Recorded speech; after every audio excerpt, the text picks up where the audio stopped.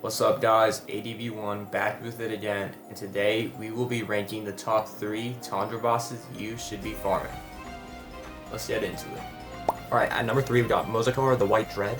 This guy is just like a regular ice golem. He drops I'm pretty sure the best tape for priests currently in the game, and he drops 2 mats, the Ice Golem Practicals and the Ice Golem Gem, which are both used to create one of the best shields for warriors for this game, which makes this guy put in number 3 for the 3rd best Tundra boss to fight currently.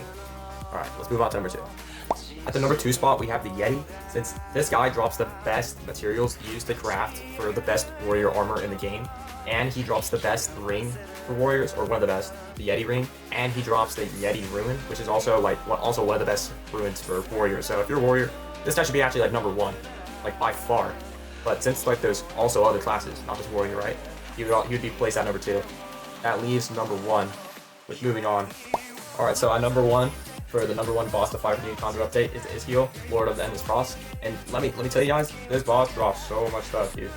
So at the bottom, he drops his rune, which is a legendary rune. I don't know what other legendary runes are good, usable on your weapons, but I know this one by far the best one, since it can literally just build up frost on your enemies, which is insane for a rune. And moving on is the capes, Iskael's Veil, Iskael's Shroud. I'm pretty sure Iskael's Shroud is Mage and Iskael's Veil is Warrior. I could be mixing them up, but anyway, they're literally the best capes for each and every single class, which is crazy. And then we have the Iskael Ring, which is also the rune, which is also really OP. And then you also have the 4 materials, which are crafted into the best medium and light armor for the game. So yeah, and he dropped raw prime meat. I don't really know why he dropped raw prime meat. That's also cool, And by far, he is the best boss to farm, since he drops the most stuff, and he drops stuff that are used for every single class in the game.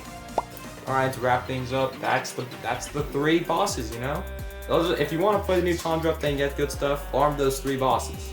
Mainly the first 2.